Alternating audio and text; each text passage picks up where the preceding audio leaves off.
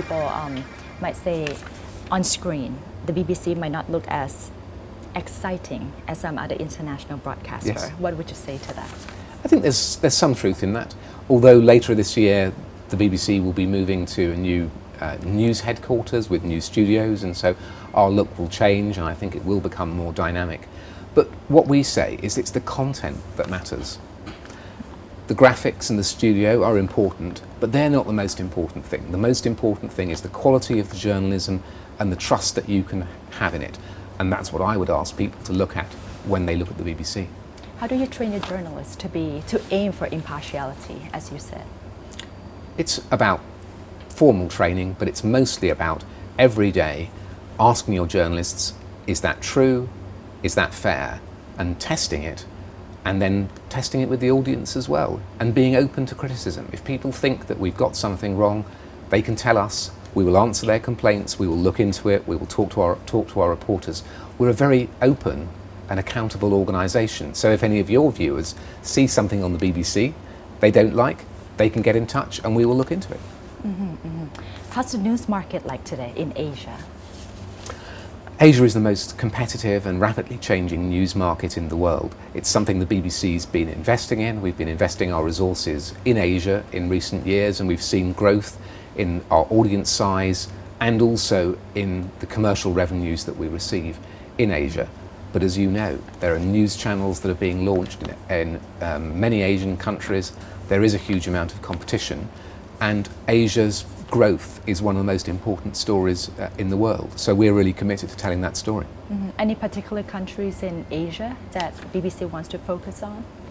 Well, interestingly, being here in Thailand in a few months' time, later in August, we're doing a series of special programs on Thailand called Thailand Direct in late August and early September, which will give us an opportunity to look at this country, second largest economic size of economy in Southeast Asia, and that's clearly a very important story for us. China, naturally, is a hugely important country as well. Is it very difficult to report from China? China is difficult. Our correspondents in Beijing are not able to travel as freely as we would like them to, and the BBC's broadcasts in China are often interrupted by the authorities through censorship, and in many parts of China the BBC's services cannot be received because of television channel not being distributed or the internet being interfered with. The BBC is an organisation that stands for free speech, and we would like to have an open environment in every country that we broadcast to. I think China is having an issue about foreign journalists, about how they say that some foreign journalists do not report very fairly about their country. As an international broadcaster, what's BBC's policy? Our policy is that we have to decide on what is fair. Many countries around the world, over the decades the BBC has been in existence, have said the BBC isn't being fair. Our reporters have been censored or thrown out of countries. I understand why some governments are sometimes sensitive to the reporting that the BBC does, but over those years it's the BBC's commitment to fairness that stood the test of time. Many of the governments that have criticised the BBC in the past are no longer there. They've changed as a result of democratic reforms or whatever it might be. We have to trust our editorial judgment. Speed and precision. I think these are the two main features of news, but which one is more important? Because sometimes when you report news very quickly, it might be wrong. But if you wait until you get everything right, you might be too slow. Other people already reported. In the end, precision has to be more important, because if you aren't accurate, then trust will be damaged over time. But speed matters as well. You can't say that it's just precision that's most important. So it's balancing those two things. And sometimes it's about saying to the audience, this is the information that we have so far. It might change, it might be updated. This is what we believe to be the case. We're checking it out. So you share that information with the audience, and then if it changes and updates, then you've been honest with the audience. So that honesty, as well as the speed and precision, are important features. As director of the BBC World Service, what is your biggest challenge? My biggest challenge is keeping our content strong and relevant for our audiences, because the competitive world that we've been discussing means that people have got choice. people can go elsewhere, they can choose to watch or listen to something else. So we have a challenge every day, every minute of every day, to make sure that our journalism is strong, is accurate, but is engaging the audience as well. Why should anybody choose to watch the BBC over other channels? It's a good question, and I'd suggest people should watch a range of channels, and then they can make their choices.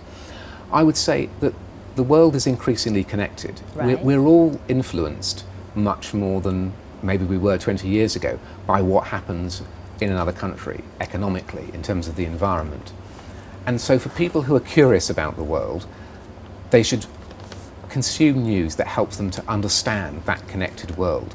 The BBC, with its roots in over 90 years across the world, the reporters that we've got in all the major countries of the world, and our ability to make sense of the world means that you get a more rounded, an impartial and a well-informed view of what's happening in the world. And I hope that's the basis on which people would choose to watch us. Do you set your own goals or priorities of what you want to do or want to achieve as director of BBC World Service? Yes, we have goals in terms of the size of the audience, the trust that the audience has in us, growing our commercial revenues in order to be able to reinvest, changing digitally to be able to respond to the kind of world that you've been describing. Those are the main things that we're aiming for in the years ahead. Now, globally, media freedom is a big issue.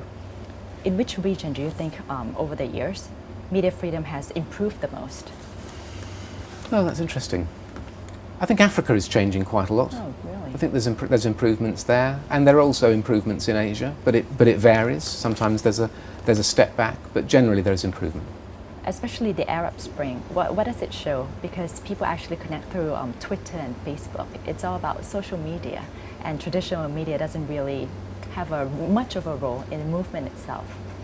I don't think that's right. I think people were watching the Arab Spring on television as much as they were consuming it through social media. I think people were very interested in social media because it was such a new phenomenon in terms of people understanding the story from outside those countries. But actually, if you look at how much social media was being used to organise protest in Iran, for instance, or also in Egypt, it was a factor, but not the most important one. So I think what we're seeing is a more complex media environment where you've got television and radio and the internet and social media all interacting and making things happen faster. I think that's one of the key things, that news happens faster, the world happens faster, and that's a huge challenge for all of us to be fast enough to keep up with that.